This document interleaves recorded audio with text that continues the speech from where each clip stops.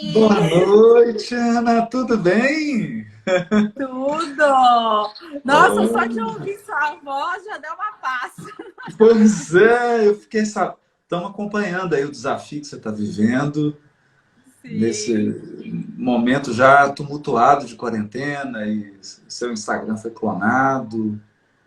Mas sim. força aí, viu? Isso aí não vai te abalar, não. É, Sua luz é justo mais forte que isso.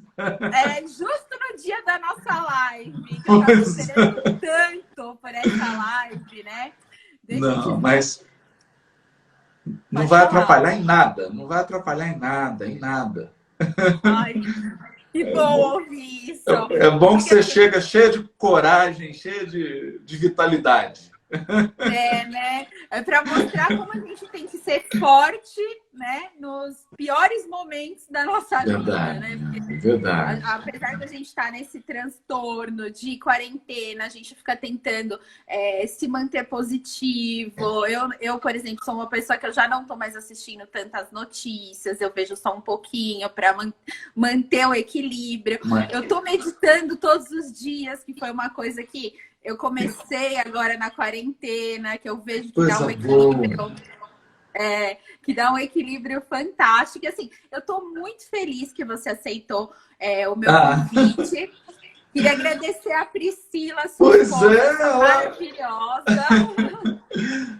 ela ficou tão apaixonada com seu livro, né? De Você e Agora. E ela É, leu, achou assim encantador e também a gente se encontrou lá no lançamento. Foi um momento tão especial, né? Mas eu também estou nossa, muito grato de poder participar, me sinto muito honrado pelo convite. porque assim, a Pri foi a primeira pessoa que eu autografei meu livro. Aí eu fiquei pensando, eu falei, gente, eu tô autografando meu livro para a esposa do Haroldo. Tipo Ah, assim, meu porque eu era sua fã e eu assistia suas palestras, né? Mais pro lado religioso, pelo YouTube, assim, há muito tempo que eu te assisto, que eu adoro, assim, seu jeito de tratar as coisas, o quanto ah, que você é bom. inteligente, o quanto você ensina as pessoas, o quanto você faz bem para as pessoas, que você faz a diferença na minha vida, né? Então, assim, para mim, Obrigado. imagina que sonho a sua esposa vir me pedir um Pois, autógrafo, a primeira pessoa. Então, assim, foi e muito ela. especial. Não, mas olha, seu livro está lindo, que livro bom, que coisa boa, né? Porque É, é o que as pessoas precisam ouvir depois de um momento tão difícil como esse, né? porque assim, Foi muito bom. eu comecei a ver, assim, advogando na área de família, que assim, muitas famílias ficavam destruídas pelo processo judicial. Você, como juiz, pode saber muito melhor do que eu isso. E eu comecei a ver que tinha novas formas da gente resolver isso. Comecei a aprofundar. Eu sempre fui do lado da mediação, fiquei 5 anos aqui no fórum na mediação, na conciliação. E falei assim, gente, o divórcio pode acontecer, mas assim, tem que acontecer de um jeito que a família não seja destruída, porque essa família ela vai Verdade, continuar, né? A verdade. família vai continuar num outro formato, né? Ela vai deixar de ser a família, o homem, a mulher e os filhos, vai ser numa família que era mononuclear, vai passar a ser binuclear. E as pessoas Exatamente. precisam saber lidar com isso, principalmente por causa dos filhos, né? E aí eu fiz essa série agora, Family Flix, Ah, que assim, um legal. nome até criativo, porque eu falei assim, eu preciso trazer pessoas que ajudem as pessoas a enfrentar esses conflitos. Então, assim, eu Exato. trouxe o Sami, que criou o direito sistêmico, usando as constelações familiares. Ah, Aí eu que trouxe a Vanessa, fantástico. ele falou aqui. Então ele contou toda a história, né? Como ele começou a usar as constelações familiares. Aí veio a Vanessa Alfiero, que criou a Casa da Família, o projeto Oficina de Parentalidade do CNJ. Eu falei assim, eu preciso convidar o Haroldo, porque ele fala Pra... muito de autoconhecimento, né? Pois E é. além de você conhecer os aspectos jurídicos, você fala muito de autoconhecimento. Então, assim, eu quero que você fale para as pessoas que estão passando por esse período tão difícil, que é uma crise familiar, que é um divórcio. Assim, o que elas devem fazer? E isso é tão importante, né, Ana? Porque assim, é um momento realmente desafiador. Eu diria que, de tudo que a gente passa na vida, esses são poucos momentos que mexem com as estruturas mais profundas de um ser humano. Porque o divórcio, ele toca na sua raiva, na sua mágoa, na sua dor, na sua decepção, toca às vezes no desespero, a pessoa imagina que não tem mais possibilidade de seguir adiante, de construir a vida, de fazer diferente. É como você falou, é tudo muito novo, porque antes estava tudo concentrado numa família, e aí começam os filhos. Então, eu acho que a primeira coisa que a pessoa precisa é realmente se permitir a fragilidade.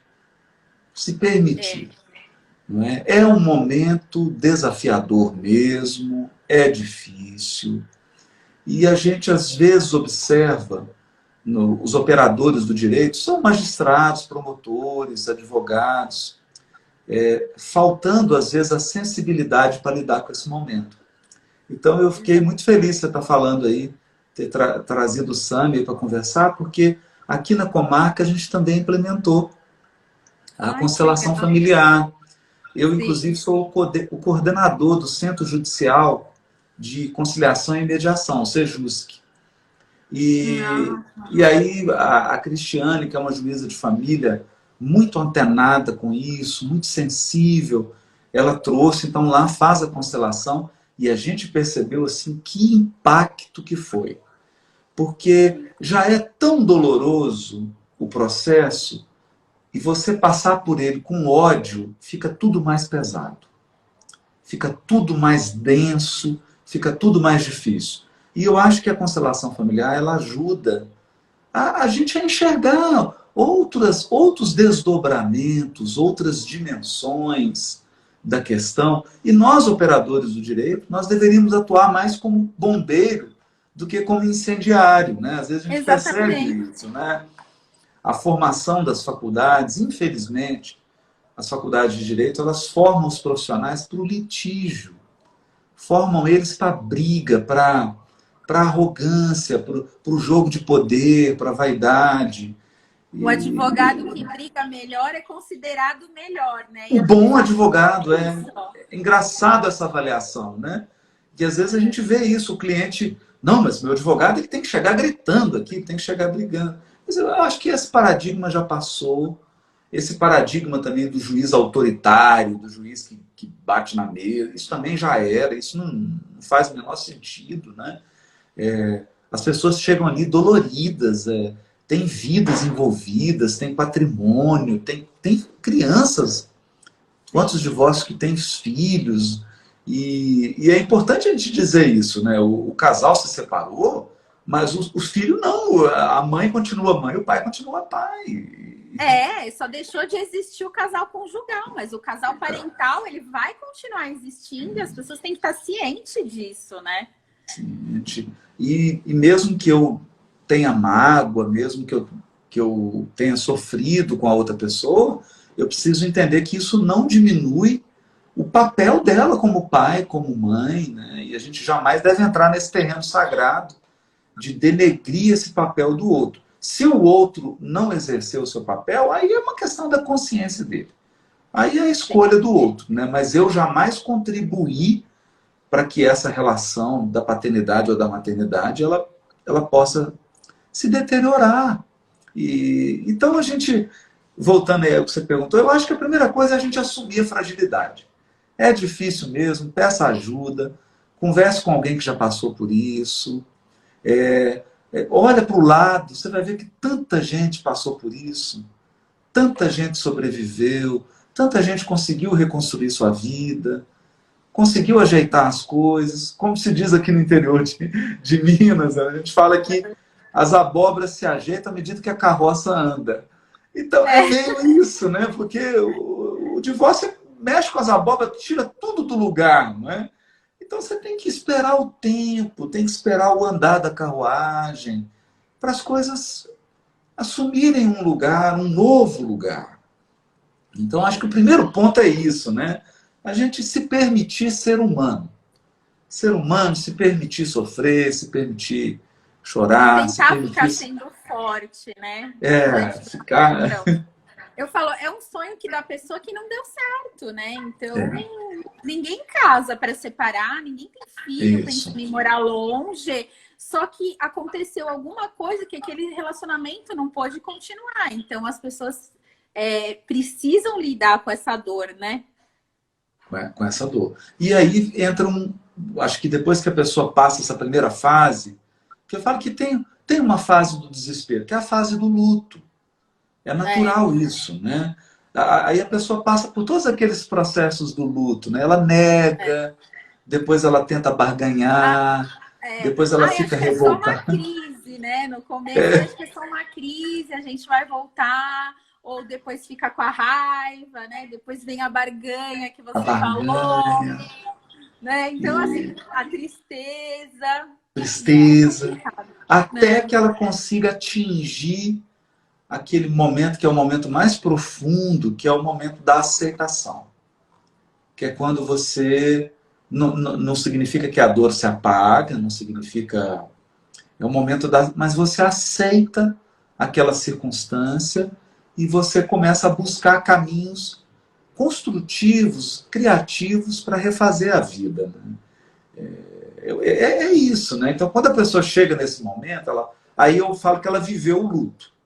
Quando ela passa por essas fases, ela viveu o luto, aí vem um outro momento. Eu acho que aí vem um momento que você falou tão bem, que é do autoconhecimento. Que é do autoconhecimento. Porque aí não tem mais o outro, aí sou só eu diante do espelho. E aí eu preciso me perguntar, quais padrões dentro de mim me levaram a essa situação? Porque uma relação, por mais que o outro tenha a sua responsabilidade, ninguém está tirando as responsabilidades. Os dois são responsáveis. Mas é uma relação. Eu sempre falo isso, não tem um culpado, né? É uma relação. E aí você se olhar depois no espelho e tentar compreender quais foram os padrões internos que, se não causaram, porque aqui não é isso, né? Não é ficar descobrindo quem foi a causa, porque não é tão simples assim, né? Sim, é muito mais complicado do que isso, né? De achar causa ou achar culpado. Mas assim, a pessoa se perguntar, por que eu me meti nisso, né? O que aconteceu, né? Por que eu fui que eu entrei nisso? O que aconteceu aqui? Até que parte, onde eu participei nisso, né? E aí esse é um momento desafiador, porque você olhar para si mesmo não é fácil. Não é fácil. Né? Seu livro, A Bússola e o Leme. A Bússola e o Leme. E eu falo que é uma coisa engraçada, que é igual você arrumar o quarto escuro, né? O quarto que está meio sem luz. Você não está enxergando. Quando você acende a luz e fica claro, você começa a ver coisas que você não via. Então dá um certo desespero, né? Você ilumina, eu falo só, iluminou demais, você vai ver o que não via. Nossa, nem fala. Então, quando a gente joga luz dentro, você começa a enxergar aspectos que você não enxergava. E aí que eu acho que entra a meditação. Porque o autoconhecimento, ele é um exercício da razão. Do consciente, né? Do consciente. Você examina, você pondera, você compara, você conversa, você ouve pessoas, você aprende, lê livro, né? Lê lá o de você e agora. Então, o momento do autoconhecimento é esse momento da análise. Mas o momento da meditação é quando você olha para você com compaixão, com amor. Então é quando você contempla tudo, que a meditação é isso, é contemplar. É olhar para tudo com muito amor. Com muita compaixão. Compreendendo a fragilidade humana, a própria fragilidade. Compreendendo a sua natureza, suas características. Então, esse olhar de compaixão, ele é fundamental. Porque eu falo assim, que se for só autoconhecimento, você fica deprimido, porque... né? Porque você fala que eu errei, eu errei. Começa a se culpar, né, pelas coisas. Começa a se também. culpar, porque a gente começa a enxergar os erros também. A Sim, gente começa a a gente enxergar. comete, é normal a gente cometer. Se não teria dado certo, não Você teria não dado tem. errado, né? Exato. Né? E aí o autoconhecimento, eu digo assim, o autoconhecimento ele leva a um realismo muito duro. É uma confrontação. Então essa autoconfrontação, ela é muito dura. Ela é muito dolorosa. E a meditação, ela entra com essa compaixão. É compadecer-se. É olhar com muito amor, sem julgar, sem comparar. Contemplando. Olha, é assim. Então, agora eu vou construir algo novo, eu vou me permitir. Né? Por isso que a meditação ela traz essa força. Né? E ela traz uma coisa que eu falo é a força mais poderosa da vida, que é a aceitação. A aceitação, ela é muito poderosa. A nossa sociedade, ela está acostumada com heróis que são Avengers, né? São os Vingadores. Né? Então a gente tem essa ideia do Thor, né? Da Mulher dos heróis, eles são vingadores, né? Eles não aceitam. É aquele herói que muda tudo, ele tem o poder de mudar tudo. Mas isso é só no cinema. A vida real não é assim, né? Na vida real tem coisas que você não vai mudar. Tem coisas que você não tem controle. Tem coisas que acontecem com a gente que estão acima do nosso poder de ação. E aí você vai fazer o quê?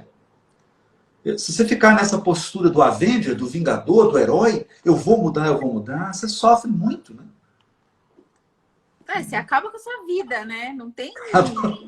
A gente não tem controle. Eu acho que essa pandemia está sendo um negócio para mostrar pra gente que a gente não tem controle de nada. E também para a gente mudar nossa maneira de se relacionar. Porque eu falo que a gente olhando assim a história dos relacionamentos, antes de 77, com a lei de divórcio, a gente tinha um tipo de relacionamento. Depois começou a possibilidade de divórcio, outro tipo de relacionamento. Mas eu falo que a gente foi para um extremo, que é o dos relacionamentos líquidos. Então, você tá hoje, você fez uma coisa que a pessoa não gosta, a pessoa já não quer mais e muda. E agora com a pandemia a gente não pode ficar mudando toda hora. Você corre o risco de pegar o vírus, né? Eu falo, o vírus está ajudando até a gente mudar a forma da gente se relacionar com as pessoas, né? E aí, não, isso que você falou é importantíssimo, porque a gente está sendo obrigado a voltar para a família e começar a perceber a importância desses laços mais estreitos, né? Assim, não dá para viver só de aparência, só de social, né? Não dá para viver só de story, né? Você precisa de um feed, né? Precisa de um fixo ali, de relações que são mais sólidas, que são mais estruturantes, né? É isso que você falou, realmente. Então, eu acho que agora a gente vai tentar voltar para um equilíbrio, né? Não é nem aquela rigidez do século passado, mas não é também uma total falta de compromisso com o outro, enxergar o outro como se fosse um sapato, uma roupa. Não é isso também, né? E qualquer coisa você já não quero mais, vou na rede social, pegar o cardápio. Era isso que eu senti. É isso que está criando. E agora eu tô sentindo assim que, apesar a nossa vida vai mudar muito com a pandemia, mas também os nossos relacionamentos, né? E assim, eu tô sentindo assim que as pessoas estão buscando, perguntaram para mim, o número de divórcios está crescendo com a pandemia. Eu falo assim, gente, é um momento de você até conhecer a pessoa que você tá casada, que você nem dava mais atenção antes, né? E a gente vivia tanto na rotina, então não é um momento só de briga, é um momento de fortalecimento também, não é? Da família. Exatamente, de fortalecimento. Eu acho que é mais isso, fortalecimento, do que tudo, né? Eu lembro até uma coisa engraçada. Eu estava com um amigo, né? A gente estava no telefone, ele falou assim, olha, a Lu, a coisa está tão séria na pandemia. Ele falou assim, que um amigo meu me ligou e falou, rapaz, eu sou casado há 30 anos com a minha esposa, eu nunca convivi tanto com ela. Estou conhecendo ela agora, porque eu o tempo todo dentro de casa, então a convivência ganhou um nível de estreitamento E a pessoa tinha 30 anos de casado e nunca tinha experimentado uma intimidade tão grande. Isso é desafiador também. Sim. Isso é muito desafiador, porque as pessoas meio que fugiram, né? Começavam a falar, vou shopping, deixa eu dar uma saída, vou viajar, Vou pro trabalho. futebol, né? E agora não, agora você tem que estar conversando. Tem até uma piada que eu vi no Instagram, que a pessoa fala assim, amor, a gente já conversou tudo que tinha para conversar, eu acho que agora é bom a gente ter uma DR. Né? Acabou o assunto, né? E também eu acho que na relação de pais e filhos também. Muita gente está tendo a oportunidade de ficar com seus filhos 24 horas. Muita gente que só trabalhava, agora com o home office também está mudando isso, né? E a divisão das tarefas dos casais que estão casados está mais igualitária, né? Com tudo isso, eu falo, gente, é uma mudança muito muito louca na vida da gente. E eu falo assim, eu era uma pessoa que eu fazia assim, por exemplo, eu fazia meditação muito de vez em quando, sabe?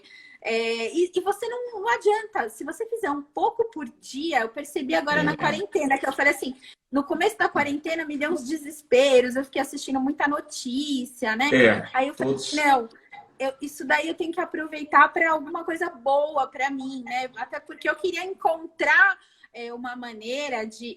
O Family Flix, na verdade, ele surgiu depois de uma meditação, para você ter uma ideia, né? Essa ideia de reunir assim várias pessoas que pensam diferente sobre o conflito familiar, surgiu de uma meditação. Porque eu não achava uma coisa importante, eu passei a achar uma coisa muito importante agora para resolver tudo, né? Então, assim, eu falei, eu preciso que o Haroldo fale dessa coisa de autoconhecimento, da meditação e dessa transformação que a família está sofrendo agora nessa época. É uma coisa, essa experiência que você está dizendo é tão legal, Ana, porque assim, a meditação ela é isso, por ela nos ensinar a observar, sem julgar, sem comparar, a meditação ela desenvolve duas forças. A primeira delas é a compaixão. Então, você aprende a olhar com amor. Porque você não está julgando, você está apenas observando. Você não está interessado em comparar. Você quer apenas olhar, contemplar. E ao contemplar, você começa a ter uma visão do todo. E aí surgem intuições muito poderosas. Porque com a meditação você passa a ter uma compreensão profunda das coisas. É uma compreensão que não é apenas o entendimento das partes. É o entendimento do todo. Você tem flashes de conexão com o todo. E aí você fala, meu Deus, é isso. E aí surgem projetos, surgem muitas iniciativas, né? Isso é muito importante. E eu acho que a outra coisa muito importante da meditação, que é assim, a gente ouve música, mas a gente não pensa uma coisa. Música é feita de sons e de silêncio. De notas e de pausas. Porque uma música que for só som, ela é uma sirene, não para. O som é contínuo. Isso não é música. Então a música ela é uma mistura de notas e pausas. A pausa é a meditação. A pausa é o silêncio. Esse silêncio é a meditação. E quando você coloca silêncio nesse mundo de notas da sua cabeça, você começa a perceber as notas. Então você está meditando, você começa a perceber padrões de memória, padrões de lembrança, padrões emocionais. Você fala, gente, olha só, eu sinto essa emoção, todo dia eu sinto isso. Parece que são 3 emoções, são as que eu mais sinto todo dia. Não importa o motivo, eu estou sempre sentindo raiva, tristeza, estou dando um exemplo. Eu sempre sinto isso. Sim. Você começa a perceber isso. E aí, o legal é que quando você percebe isso, você para de se identificar totalmente com isso. Isso é que é bonito. né? Porque aí você até vê que parece que é uma coisa fora de você. Eu tô falando para uma pessoa que é iniciante na meditação. Se você for pensar, faz 2 meses que eu comecei assim regularmente. Eu sinto que é uma coisa... Aí eu falo, não, eu não sou isso, né? Não, Não é sou isso isso. que você sente. Eu não sou isso. Como hoje. Então, assim, a hora que aconteceu essa coisa com o Instagram, vem um turbilhão de emoções, né? Vem a emoção da Sim. raiva, vem a emoção do medo, vem a emoção da ansiedade, você fica antecipando, fica agitado, né? E Sim. depois você vai olhar e falar, gente, eu senti tudo isso, mas agora eu estou sentindo bem, eu estou calmo. Então eu não sou isso. Eu sinto essas coisas, mas eu não sou isso. Isso passa por mim. Mas eu sou a estrada por onde tudo isso passa. Nossa, Isso perfeito. é o grande. Esse é o grande barato da meditação, né?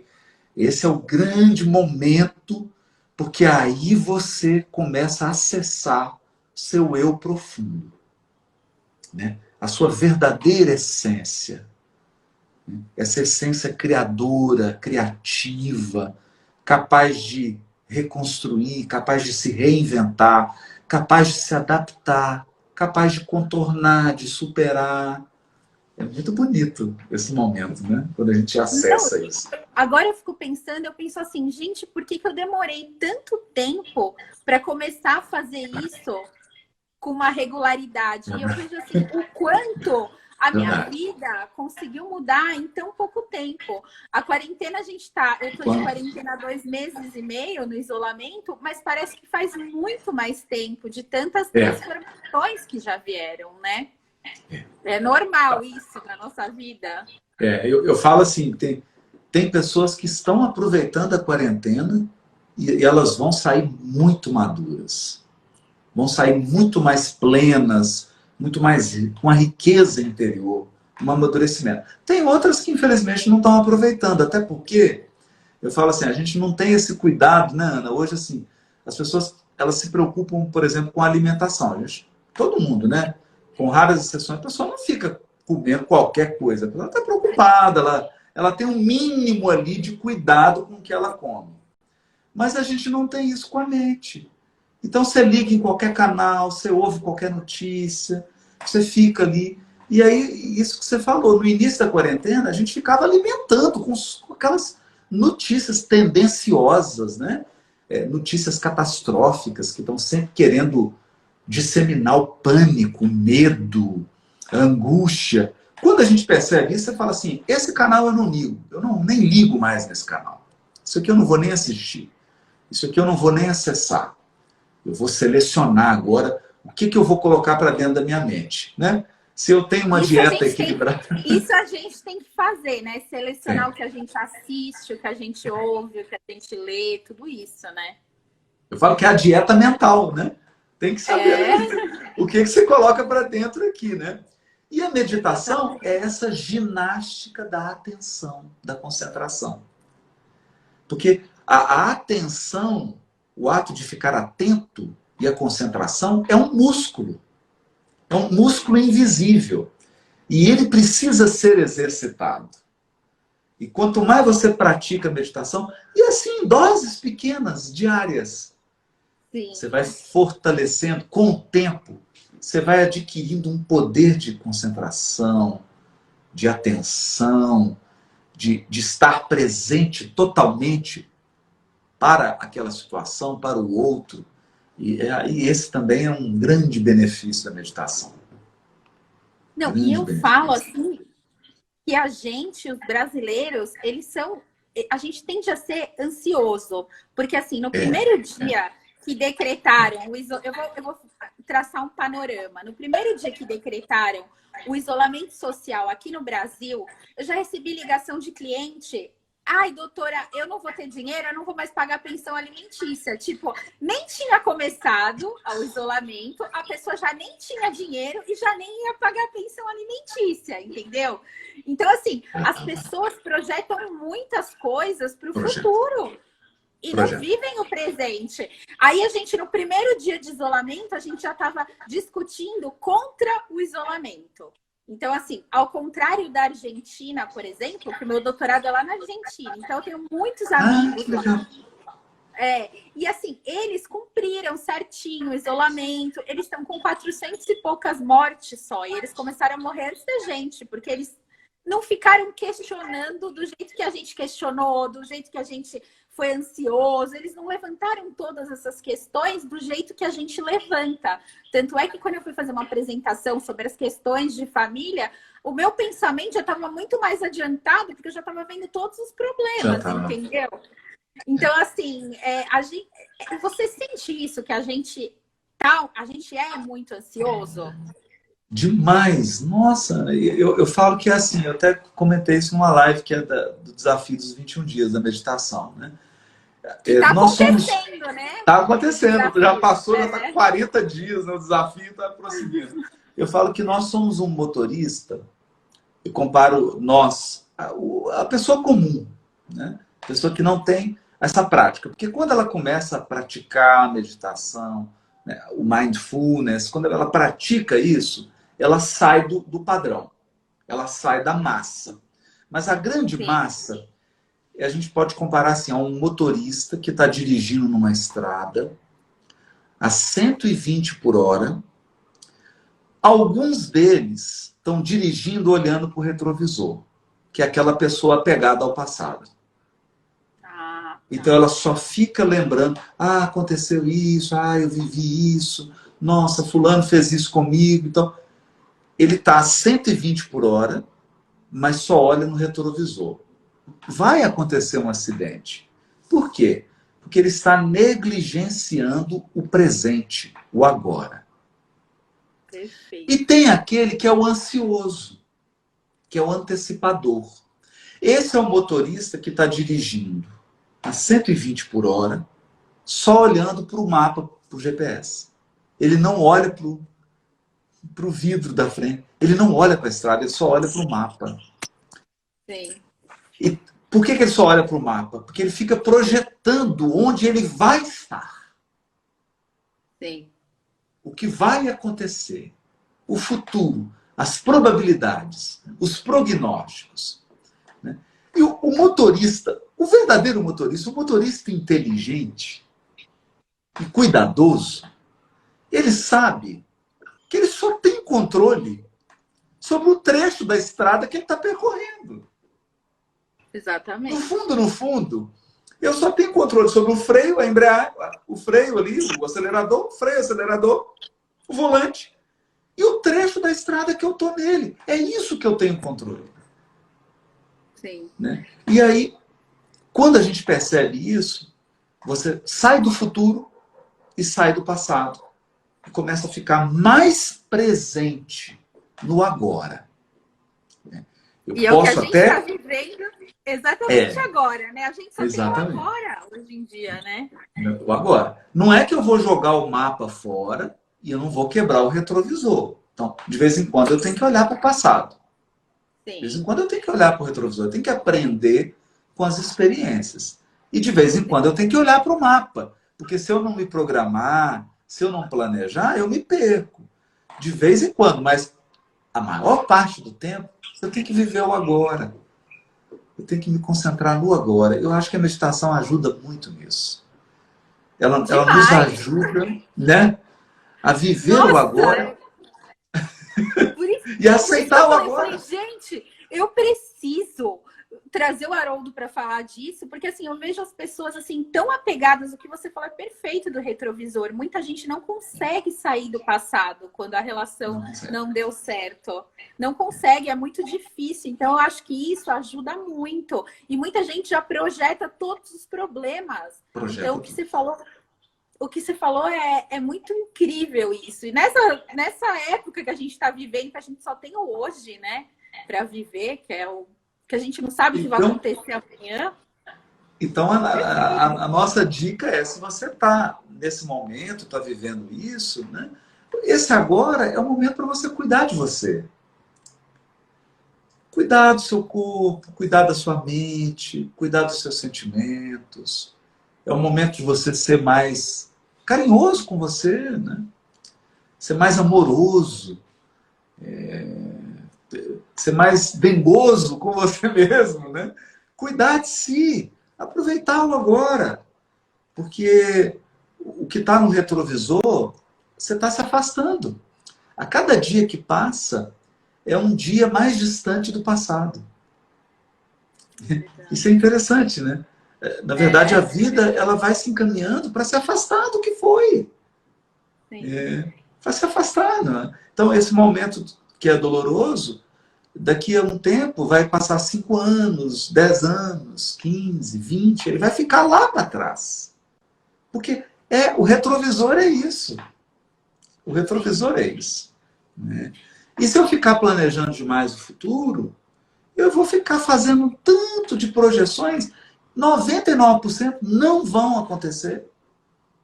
Eu vou gastar uma danada de uma energia imaginando aquilo que não vai acontecer.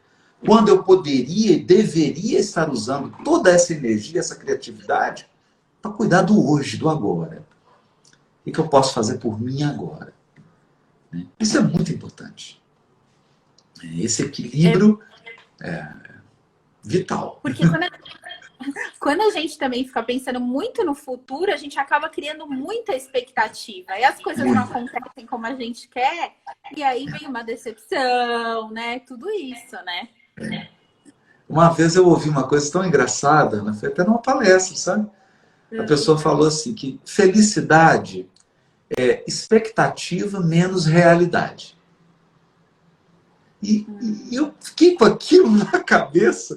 E Não, é verdade. É verdade. Olha, porque você imagina, se eu te falo assim, Ana, vem aqui para casa, vamos jantar, né? Vamos fazer um jantar, ok. Se você vem sem expectativas assim muito grandes sobre o jantar, você vai acolher o agora, o que é. Você vai acolher a realidade. Você vai acolher. Não é? Agora, se você falar, nossa, eu vou sair sexta-feira, aí para um restaurante, aí você já começa, não, meu, eu tenho que chegar a tal horário, não, eu tenho que colocar esse vestido, e não, eu preciso sentar nessa mesa, e aí tem que acontecer isso. Você começou a colocar um tanto de regra, só que o futuro, ele não obedece às nossas regras. Nossa, e aí você construiu um padrão que, por mais fantástica que seja a realidade, ela não vai atender ao seu padrão. Aí, expectativa menos realidade, sua felicidade vai ser pequena. Ao passo daí nos relacionamentos, daí é muito importante. Né? Demais. Porque a gente tem uma tendência de colocar expectativa, e quanto mais expectativa a gente coloca, parece que a gente está cobrando mais o outro atender as nossas expectativas, e a gente não dá certo, né? E a gente faz um manequim para ele tem que entrar. Às vezes ele não cabe, né? Ele não cabe naquela roupa. Aquele padrãozinho que você combinou. Eu lembro que tem um caso, para quem gosta aí de futebol, né? Tem um caso muito engraçado da seleção brasileira, era o Mané Garrincha, né? E ele jogava muito, aquela coisa toda, e o técnico chamou ele, o Brasil ia jogar com a Rússia. E aí o técnico chamou o Garrincha e falou, Garrincha, vai acontecer o seguinte, você vai pegar a bola no meio do campo, e aí eu quero que você vá para a direita. E aí vai vir aquele jogador lá, falou o nome lá do russo, e aí você dribla ele. E aí você vai mais para o centro do campo, vai vir aquele outro fulano, você vai driblar ele e vai chegar na defesa. Aí mais 2 dribles, se você está de frente para o gol, você faz o gol. Você entendeu, Garrincha? Você entendeu isso? Ele já criou toda a história. Aí ele falou assim, entendi. Então, tá combinado? Ele falou assim, comigo tá combinado. Só falta você combinar com os russos. E é verdade, né? Depende de outra pessoa, né? Só falta você combinar com o time adversário. Porque, quer dizer, a vida não é assim, né? Aí eu vou aqui para a direita, depois eu venho para a esquerda. Mas você combinou isso com a vida? Você combinou isso com as outras pessoas? Não combinou. Então, a vida e as outras pessoas, elas não vão cair no seu padrãozinho, no seu esquema. Naquele esqueminha fechado que você fez com tudo. Não vai. Porque a vida, ela flui. E ela flui abundante. E às vezes ela flui muito mais bonita do que o que você planejou. Exatamente. Isso aqui é bacana, né? Imagina eu nunca planejei que meu primeiro autógrafo fosse ser para sua esposa. Pois é, pra Priscila, e tava ela lá pegando. Com o livro todo marcadinho, adorei seu livro. Eu falei, gente, isso daqui é um sonho? Eu tô vivendo um sonho que a esposa do Haroldo tá me pedindo um autógrafo? Que legal, tá? Então isso é bonito da vida, né? A gente precisa recuperar, e é bonito isso porque são duas emoções que os neurocientistas até estudam, que é a surpresa e a antecipação. Quando você está na antecipação, você está no planejamento, você está no prognóstico, você está tentando prever. Isso é antecipação. Antecipação é bom porque você fala assim, eu preciso sair amanhã porque eu tenho uma audiência. Então, bom, como o trânsito aqui é meio complicado, eu vou sair meia hora mais cedo. Isso é importante, é um planejamento saudável. É quando a emoção está num nível saudável. Você está antecipando, você está planejando. Só que quando a antecipação sai do patamar saudável, aí ela vira ansiedade. Aí você tem audiência amanhã, você não consegue dormir. Aí você não consegue comer. Aí, porque você está tão no prognóstico, você está tão tanto tentando prever, aí ficou Nessa difícil. hora tem que meditar, então. Tem que meditar para você diminuir o volume. Porque a gente não consegue eliminar a emoção. Isso é bobagem. A gente consegue alterar no volume. Agora, o bonito é que tem uma outra emoção que é um par da antecipação. E isso eu falo para os ansiosos. Para todos nós ansiosos. Porque todos temos ansiedade. Para todos nós ansiosos. Eu também. O par da ansiedade é a surpresa. É a emoção surpresa. E o que é emoção surpresa? É quando você se permite ser surpreendido. Quando você se permite, quando você permite que a vida faça uma coisa diferente. Que a vida flua por um caminho diferente daquele que você tentou prever. E aí é bonito, não é bonito? Porque o que é a surpresa? Então, evolutivamente falando, por que um animal, por que um ser humano se surpreende? A emoção surpresa, ela vem para que a gente se adapte ao ambiente. Então, ela é uma emoção que nos ajudou a sobreviver, porque ela criou adaptabilidade. A pessoa que se permite se surpreender com a vida, ela é adaptável. Ela tem mais jogo de cintura, ela tem molejo. Ela consegue. A pessoa muito rígida, ela perde a adaptabilidade. E aí, olha, perdeu a adaptabilidade, a vida fica muito difícil. Dura, né? Muito dura. Que é o que muito dizem... Antes falavam resiliência, agora falam antifrágil, né? Exatamente, né? Que a gente tem que ser antifrágil. E no fundo, o que a gente precisa? Os chineses já falavam isso, né? Confúcio, Lao Tse, ele fala assim, olha para o bambu. Sim. Ele é forte o suficiente para não se quebrar, mas flexível o suficiente para se dobrar à tempestade e ao vento. Eu acho que é aí que está o segredo, né? Quer dizer, eu não posso nem ser uma pessoa maluca que não planeja nada, que não tem disciplina, que não tem nada, mas eu também não posso ser aquele rígido que quero que o mundo se ajoelhe, né? Eu quero, imagina, né? Você sai aí em São Paulo, você quer que o trânsito se curve à sua programação. Não vai acontecer isso, né? Muito extremo uma coisa com a outra, a gente tem que ter o equilíbrio. Tem que encontrar. E você acha assim que, eu percebo, né, que quando a gente medita, a gente vai mudando a gente mesmo. Então, a pessoa que está passando por um conflito familiar, né, se ela começa a meditar, você acha que essa possibilidade dela se modificar, se acalmar, isso daí vai interferir no jeito que ela lida com o outro também? Eu acho demais, Ana, porque o que acontece? Quando você está fora do estado meditativo, você está tomado pelas emoções. Tá. Não é você não está sendo você. As emoções te sequestraram. Sim. A gente sabe isso. Quando você vive uma irritação, Um surto. Você fica tomada, não é? Você fala, meu, tomado, você não consegue raciocinar. Às vezes você fica paralisado, você não consegue agir. Dependendo da emoção, você não consegue agir, você fica parada. E agora, o que eu faço? Você fica paralisado. Então, é importante a meditação, por quê? Porque eu reassumo o controle. Então, eu não elimino a emoção, porque isso não existe. Emoção é fisiológica, ela é automática. Você falar isso, porque tem gente que fala assim, eu não quero sentir isso, eu consigo dominar minhas emoções. E não, né? A gente tem que observar, né? Não tem jeito, porque assim, quando você percebeu que você sentiu uma emoção, você já sentiu, porque ela é automática, né? E você sente um medo, uma coisa que tem medo. Sem você perceber, já tem noradrenalina na corrente sanguínea, seu batimento cardíaco aumentou, sua pupila dilatou, os pelos eriçaram, já teve retraimento dos músculos, você já está preparada para lutar ou fugir. Você nem se deu conta disso, porque a emoção ela é fisiológica, ela é automática.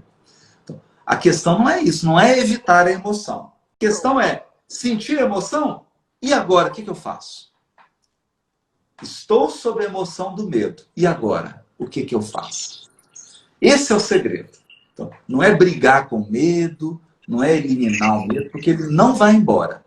Se você está sentindo medo, já tem neurotransmissor circulando no seu cérebro, já tem hormônio na corrente sanguínea, já tem alteração fisiológica. Não adianta. O negócio é, daqui para frente, como eu vou agir com esse medo? Então, sentindo medo ou sentindo ansiedade, o que eu faço agora? A partir de agora. Aí ou sentindo raiva, né? Ou sentindo raiva. A gente vai sentir raiva. Exatamente. E aí a gente começa a criar estratégias, né? Começa a criar estratégias. Então, por exemplo, tem uma estratégia que é boa. Você está com muita raiva, vai ao banheiro. Não fala. Toma água, enche a boca d'água, vai ao banheiro, espera 2 minutos, 3, dá uma... Deixa circular o sangue. Aí você... Sim. Dica para os impulsivos. Para os impulsivos, né? Então, eu não evitei a emoção. A emoção surgiu, mas eu lidei com ela de uma maneira mais compassiva, com mais compaixão. Eu lidei de uma forma mais amorosa. Porque a gente precisa acolher a raiva, precisa acolher a ansiedade, o medo, a tristeza, a alegria. Que são muito depressivas, Haroldo, assim, com o fim de um relacionamento, principalmente, né? Ou com alguma briga familiar grave. O que você aconselha, assim? Mano, aí tem 2 elementos. Quando a gente está diante de um grande trauma, é natural a gente passar pela ponte da depressão. Então, o divórcio, o fim de um relacionamento, a perda de um ser querido, nos coloca inevitavelmente na ponte dessa depressão, que é uma tristeza profunda, uma tristeza que abate, que tira o tônus muscular, que tira o brilho. É natural. Isso aí, então, nesse momento é importante a gente acolher a nossa fragilidade, acolher a nossa dor e respeitá-la. Respeitá-la. Viver o processo. Sim. Porque quanto mais você viver o processo, mais rápido o processo vai ser. Se você ficar brigando com ele, ele vai se ocultar. Sim. Ele vai se ocultar. Agora, se essa ponte ficou longa demais, se eu entrei e eu não estou conseguindo mais sair, aí é importante buscar ajuda. Sim. Buscar uma ajuda profissional, a psicoterapia, ou até mesmo a ajuda psiquiátrica. Buscar o que os psiquiatras hoje chamam de coping espiritual religioso, que é estratégias espirituais e religiosas para você lidar com o trauma. Sim. E isso cada um tem a sua. né? Eu falo, eu te conheci no meio religioso, porque a gente tem a mesma religião, mas eu evito de falar. Você é um Exato, palestrante, né, espírita, mas exato, assim, eu até evito falar de religião, porque eu acho assim, independente da religião que você exatamente, seja, o importante é você ter você acreditar em alguma coisa maior e isso te exatamente. fazer bem, né? E você ter uma estratégia de... Porque espiritualidade é conexão com o transcendente. Então, tem pessoas que conseguem se conectar com o transcendente pescando. Pescando. A pessoa vai lá pescar, ela fala, nossa, quando eu estou pescando, eu saio de mim. Eu Sim. perco a noção da hora. Isso é espiritualidade. Você se conectou com a natureza, você, não O é? meu Tem pai gente é que... assim, Haroldo. Não. Tá vendo? Ele ia direto pro Mato Grosso do Sul pescar, que ele falava que ele... Ai, nossa, ele voltava outra pessoa. Ele Não é relaxava, legal isso, né? esquecia dos problemas. E É, quando a gente está enfrentando um grande trauma, é importante resgatar essas estratégias de espiritualidade, essas estratégias de conexão com a natureza, conexão com o sagrado, conexão com o espiritual. Cada um vai. Para um é um violão, uma viola, para o outro é pescar, para o outro é correr. Cada um vai ter a sua.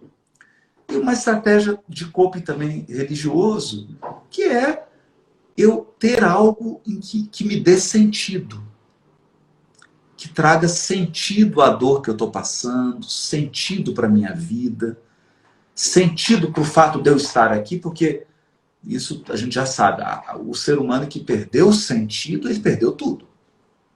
Ele está numa situação de muita vulnerabilidade. Então, sim, quando a pessoa perde o sentido da sua existência, pelo amor de Deus, procura ajuda agora. sim. Corre e vai lá procurar ajuda, porque você está muito vulnerável. Você precisa de uma ajuda. Seja de um psiquiatra, de um psicólogo. Por quê? Porque você precisa resgatar o sentido. Sem sentido na vida, ninguém vive. Né? Então, isso é muito importante. E não ter vergonha, né? Não ter vergonha. É isso que eu ia falar. De... Tem muita gente que tem preconceito de falar que faz uma terapia ou que foi num psiquiatra.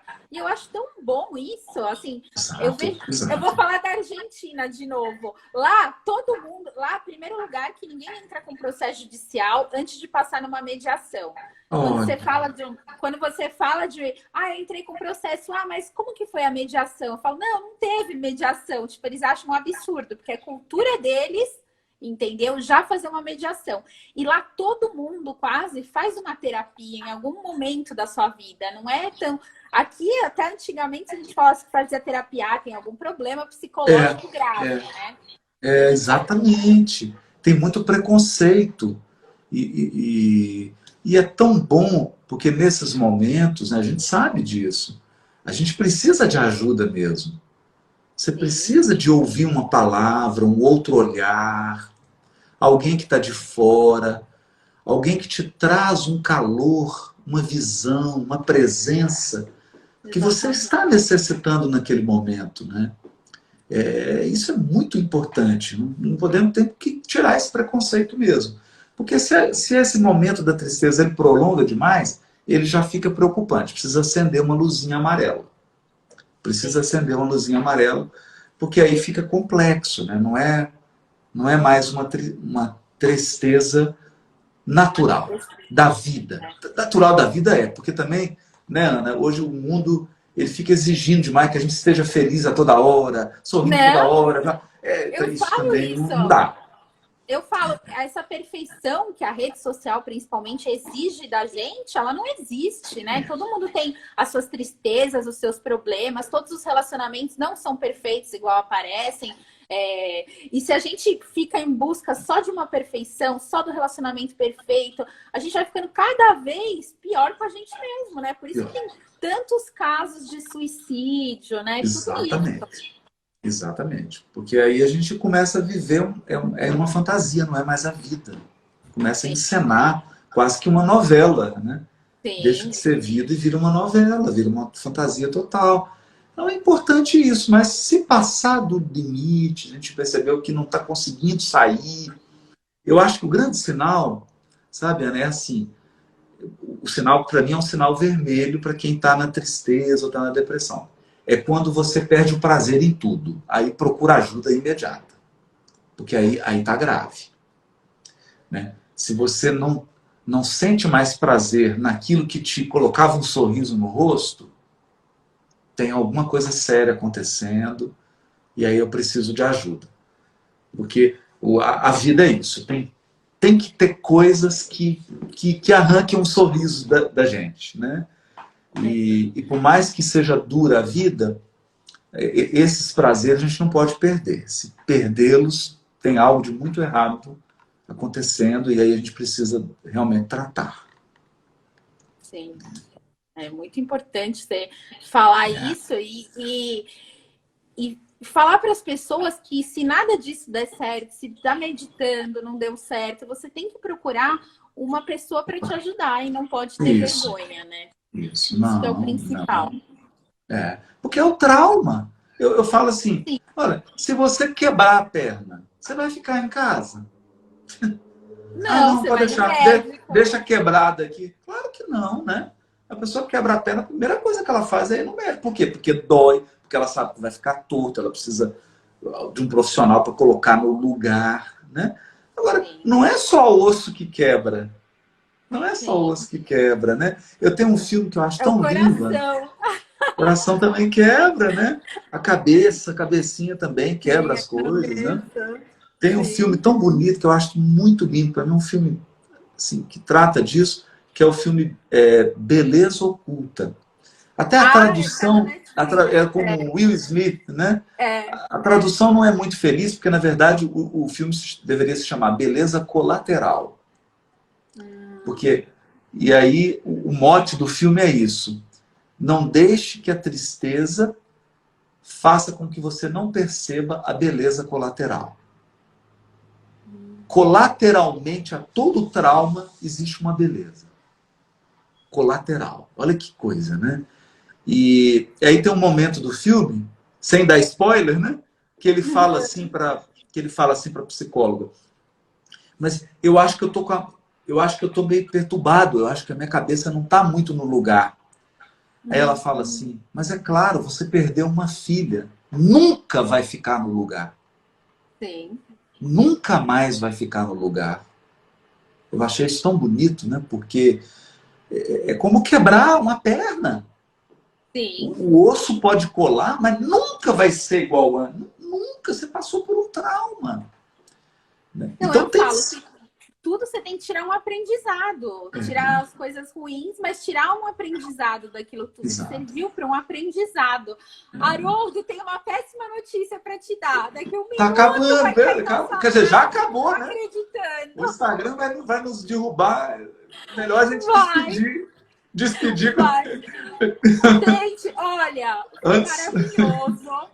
Eu nem sei o que te falar, porque assim, eu sou muito sua fã. Já falei isso pra Priscila, já falei isso pra que honra, meu Deus. Então, assim, eu te assistia demais no YouTube e assim, nunca imaginei que eu fosse fazer uma live com você o dia do lançamento do meu livro, lá na Bienal do Rio, a hora que eu vi a sua foto do Jaime, do Rossandro, do Divaldo do meu lado. Foi assim, uma das maiores alegrias que eu tive. Nossa, que coisa boa! Que isso! Para mim também foi uma honra também, foi uma alegria muito grande. Obrigada, viu? Muito obrigada mesmo. Olha, obrigada por beijo grande. A Priscila tá mandando um beijão para você. Manda outro. Um abraço. Tchau, gente. A live vai ficar aqui disponível. Muito obrigada, viu? Obrigado, querida.